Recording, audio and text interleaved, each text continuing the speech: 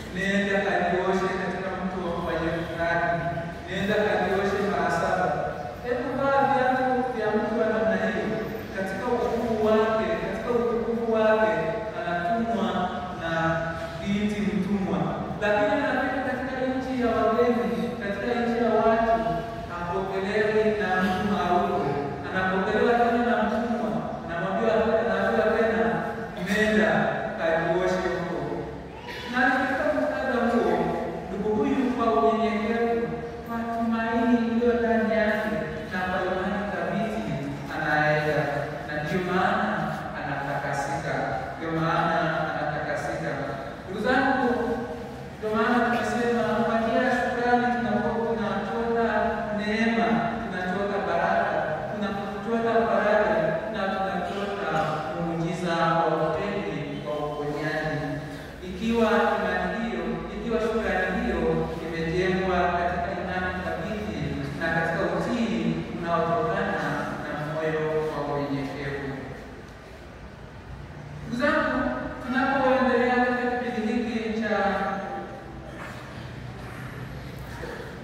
tunapoendelea na tafakari yetu katika kipindi hiki, sisi kama Wakristo tuliojiweka na kutafakari jubilei yetu yenye title Tumaini la Kweli, yenye title Mahujaji katika Matumaini.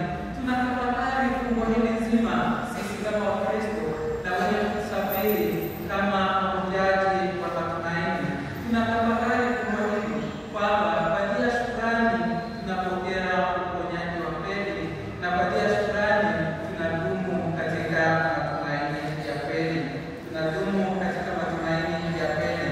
Na ndio maana kama wasafiri lazima tujenge imani hiyo ndani yetu, na lazima imani hiyo iwe thabiti, lakini iwe imejengwa katika utii unaotokana na unyenyekevu wa kweli, unaotokana na unyenyekevu wa kweli. Hebu tuangalie katika somo la Injili. Katika somo la Injili tunakutana na watu hawa wakoma ambao wamekaa mahali na wanapaza sauti wakisema maneno haya: Bwana, utuhurumie sisi wakosefu. Nukuu vizuri, anasema, Yesu Bwana mkubwa, uturehemu. Yesu Bwana mkubwa, uturehemu. Hebu tutafakari kwanza, kwa nini watu hawa wamekaa mahali na wanaomba rehema ya Bwana, wanaomba neema ya Bwana, na wanaomba msamaha wa Bwana. Ndugu zangu, tunatafakari watu wa karne ya kwanza wa kipindi cha Yesu Kristo.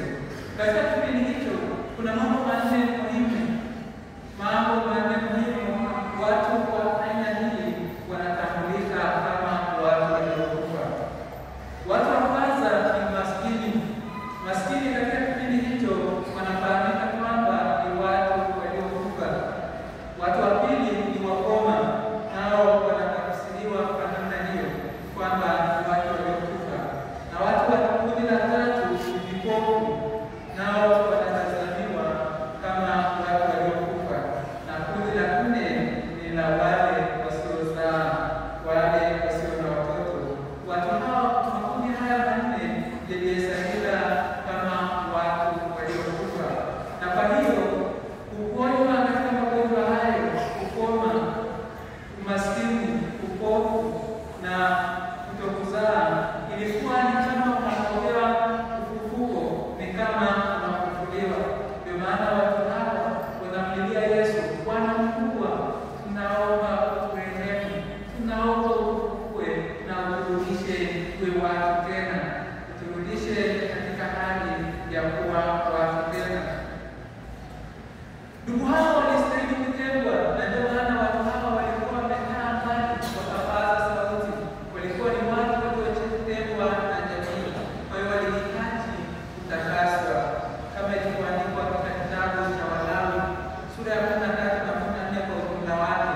Watu hawa walihitaji kutakaswa, na sura ya 14 utakaso wao, sura ya 14 ya kitabu cha Walawi, utakaso wao ulitakiwa uthibitishwe na makuhani.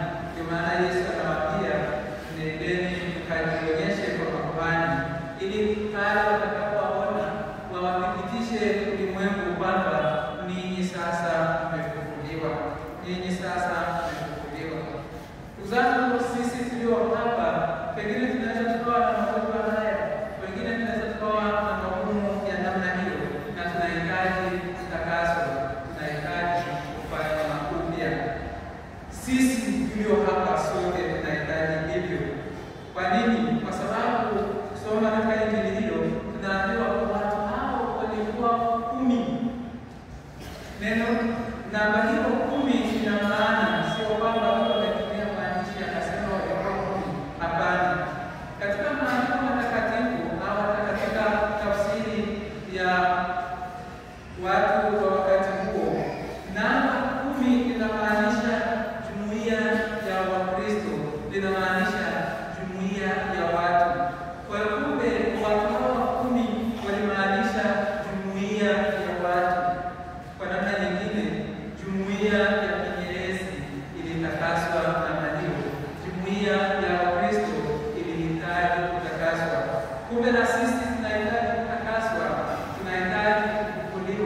Tunahitaji kupokea neema hiyo, tunahitaji kupokea uponyaji huu wa kweli kwa njia ya neno la Mungu, lakini kwanza tuwe watu wa fadhila, tuwe watu wa shukrani.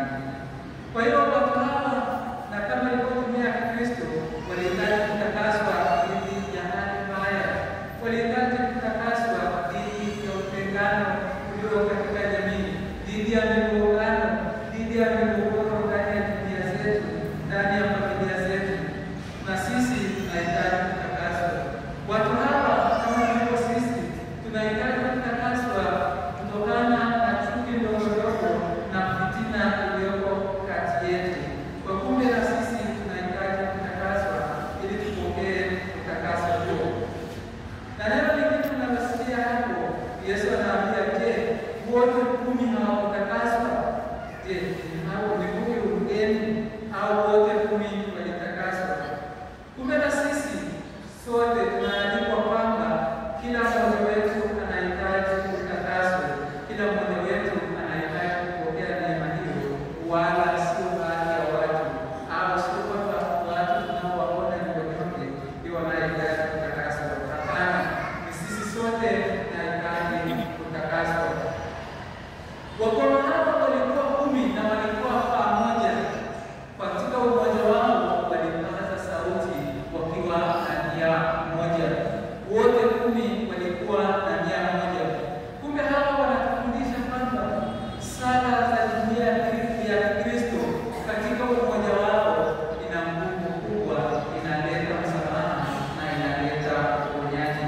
Kwa hiyo sisi sote tunaalikwa tuwe watu wa moyo mmoja, watu wenye sauti moja, watu wenye kuwa na nia moja, na tunaomba katika umoja wetu kama kanisa la Kiingerezi, kama kanisa Katoliki la Tanzania, kama kanisa la ulimwengu, tukiwa na sauti moja, tukiwa na nia moja, na kwa njia hiyo tunapokea uponyaji, tunapokea neema, tunapokea utakaso. Kama ilivyo ndugu hawa katika umoja wao walipaza sauti na kusema, Bwana Yesu tuhurumie. Na kumbe sisi tukisema na kutumia lugha hiyo tunapokea uponyaji. Ndugu zangu, tunaona tena jambo lingine na la pili lililo muhimu, kwamba watu hawa walitakaswa wakiwa njiani, sio kwamba watu kale kwenda wakutani, wakiwa njiani walipokea utakaso. Wanatufundisha kwamba sisi kama Wakristo, Ukristo ni safari, na katika safari hiyo tunapokea uponyaji, tunapokea ukombozi. Kumbe tuko katika safari ya matumaini, kama wahujaji wa matumaini. Tuko katika safari, na katika safari hiyo tunatembea kwa pamoja, tukishikana mikono, tukibebana kwa sala zetu na kuongozana kuelekea kwa Mungu, tukitegemea kupokea utakaso huo, tukitegemea kupokea baraka hiyo, tukitegemea kupokea uponyaji.